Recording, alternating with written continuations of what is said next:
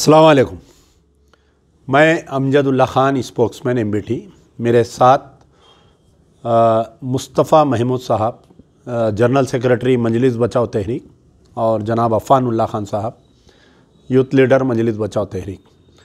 आज आपके दरमियान में आने का वजह यह है कि जैसा कि आप लोग सब जानते होंगे कि आज जो है बीजेपी की लिस्ट जारी हुई, जो हालिया में तेलंगाना असेंबली इंतखाबात आने वाले हैं उस सिलसिले में भारतीय जनता पार्टी की लिस्ट जारी हुई।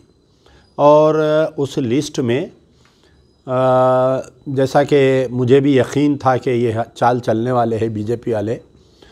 बीजेपी ने कल यानी सबसे पहले तो जो राजा सिंह है उसका सस्पेंशन और उसको रिवोक किए और साथ ही उसको जो है गोशा महल के बीजेपी का टिकट का दावेदार भी बना, उसको टिकट का ऐलान किए।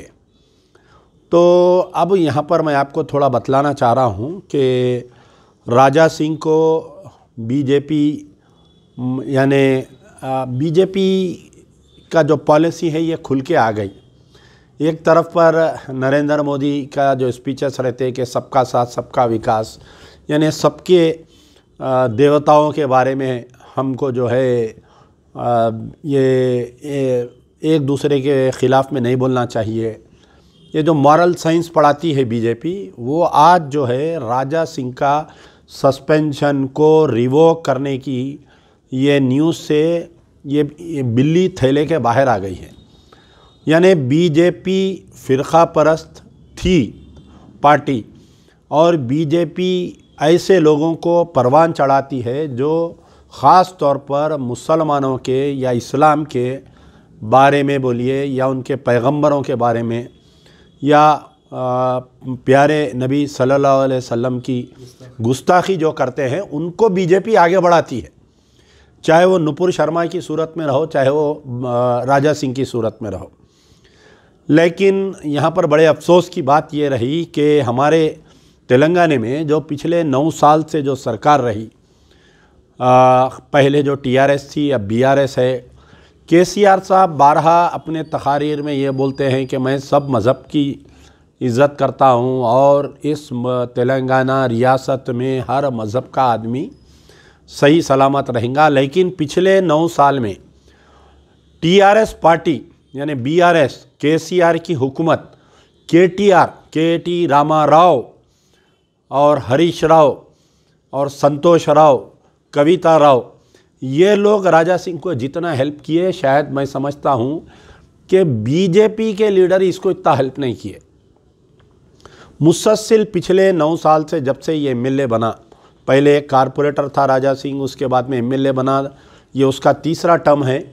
तो जब से ये एमएलए बना कहीं ना कहीं मुसलमानों के ताल्लुक़ से, कहीं ना कहीं इस्लाम के ताल्लुक़ से इसकी इश्तियाल अंगेज़ी मुसलसल आती रही।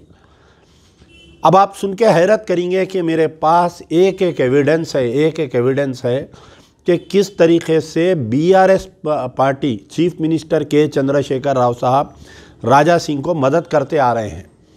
इसके ऊपर जितने केसेस हम बुक किए थे, लैक ऑफ एविडेंस बोल के हैदराबाद पुलिस और दीगर दूसरे जगह की पुलिस जो है इसके केसेस को क्लोज़ कर दिए।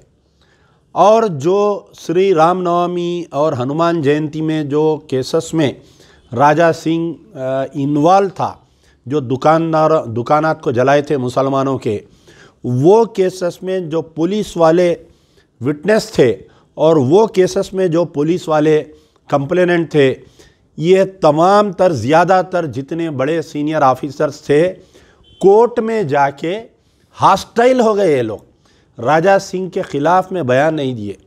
यानी एक तरफ इसको खुली छूट दे दी गई बीआरएस सरकार की तरफ से, केसीआर की तरफ से, केटीआर की तरफ से, और दूसरी तरफ अगर इसके ऊपर केसेस कुछ पुलिस वाले बुक किए तो आगे जाके वो केसेस को जो है लैक ऑफ एविडेंस बोल के केसेस को क्लोज़ कर दिए। तकरीबन 20 से 25 ऐसे केसेस है जिसमें मैं अमजदुल्ला ख़ान कंप्लेनेंट हूँ या एमबीटी के कोई लोग इसके अंदर कंप्लेनेंट है।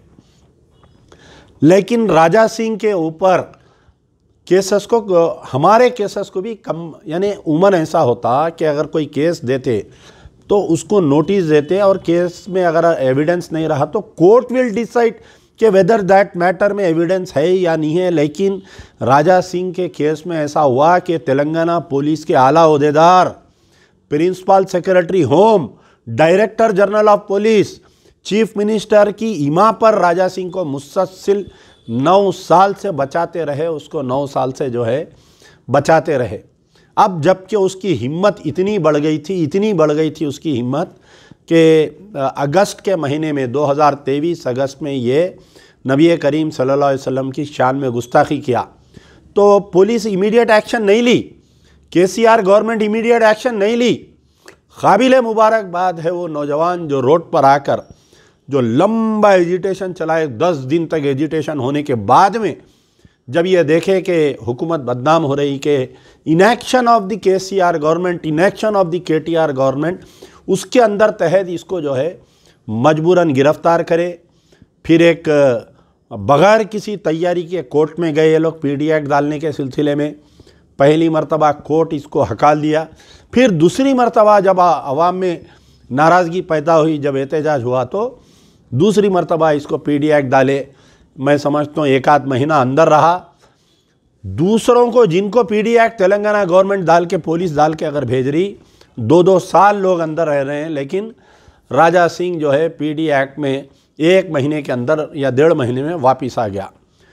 अब उसके बाद में बीजेपी वाले जो राजा सिंह को सस्पेंड किए थे, मैं आपको आज ये अंदर की बात बोल रहा हूँ, ये राज बता रहा हूँ मैं आपको कि ये सरकार दो आलम सल्लल्लाहु अलैहि वसल्लम की शान में गुस्ताखी किया या ये मुसलमानों के ख़िलाफ़ में बयान दिया बोल के बीजेपी वाले नहीं किए थे इसको सस्पेंड।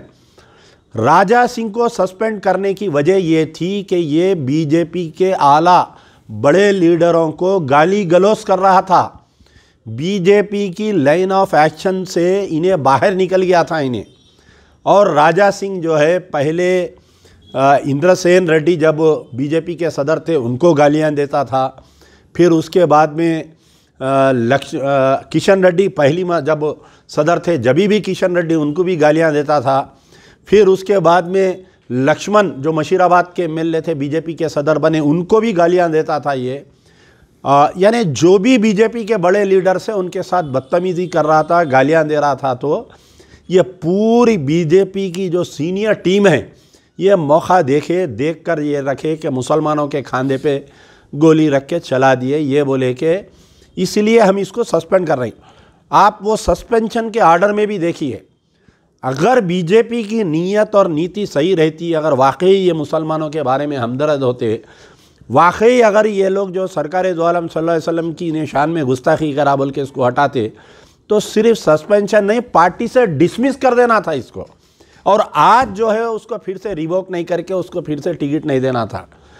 लेकिन कहीं ना कहीं ऐसा हुआ कि बीजेपी में ब्राह्मणिकल ऑर्डर और ब्राह्मणी यानी ओबीसी तबके का और ब्राह्मणिकल ऑर्डर का जो झगड़ा चल रहा है बीजेपी में, उसको जो है कहीं ना कहीं ऐसा हुआ कि आज ओबीसी का हाथ भारी हो गया और मजबूरन जो है ये लोग जो है राजा सिंह को दोबारा पार्टी में लेते हुए दोबारा इसको टिकट दे रहे हैं। लेकिन याद रखिए, एक राजा सिंह का मसला नहीं है, यही नीति रहने की वजह से जहाँ पर बीजेपी बड़ी बुलंद दावे जो कर रही है कि हम इक़्तिदार पे आएंगे, तेलंगाना में इतने सीट लाएंगे उतने सीट लाएंगे, मैं गारंटी के साथ कह सकता हूँ कि जितने भी बीजेपी के लोग तेलंगाना से लड़ रहे हैं किसी की भी ज़मानत नहीं बचने वाली है। और राजा सिंह का भी गोशा महल से हारना यकीन है, क्योंकि मुझे थोड़ी बहुत उम्मीद जो कांग्रेस की जो लेडी कैंडिडेट है सुनीता राव, जो महिला सदर है, बेहतरीन कैंडिडेट दिए वो लोग, वहाँ से हो सकता कि मजलिस बचाओ तहरीक, हम हमारी जमात ने बात करने के बाद में सुनीता राव कांग्रेस की कैंडिडेट की तायद की हम ऐलान भी करेंगे। अमली मैदान में अमजदुल्ला खान जाकर ये यकीन दिलाएंगा कि राजा सिंह वहाँ से हारेगा इंशाअल्लाह। हिंदू मुसलमान बेगम बाज़ार का जितना एरिया है, आज सब लोग, मैं जितने मारवाड़ी लोगों से मिलता हूँ, जितने गुजराती लोगों से मिलता हूँ, सब इसके जुल्म का शिकार है, सब इससे तंग है, सब इससे नाला है। तो सब मिलकर एक बेहतरीन सेकुलर कैंडिडेट को हम जिताने की कोशिश करेंगे। मैं उम्मीद करता हूं कि अभी हमारे पार्टी का कोई फ़ैसला नहीं है। मैं हमारे पार्टी में ये बात रखा हूं कि जो लेडी कैंडिडेट आई है वहां पर की बेहतरीन उम्मीदवार है वो, उसकी सब मिलके मैं तो अब आप देखिए यहाँ पर क्रिमिनल नेग्लिजेंस हुआ ही है, यानी केसीआर राजा सिंह, केटीआर राजा सिंह का पूरे 9 साल में मैं दावे के साथ कह सकता हूं कि केटीआर एक मर्तबा भी राजा सिंह के कोई स्टेटमेंट को कंडम नहीं करे। केटीआर, तुम अपने आप को बड़ा सेकुलर बताते हो, लेकिन तुम्हारे आंग में भी चड्डी है। तुम्हारे बाबा के आंग में तो है सो है चड्डी, लेकिन तुम्हारे कने भी है। ये बात वाजे हो गई।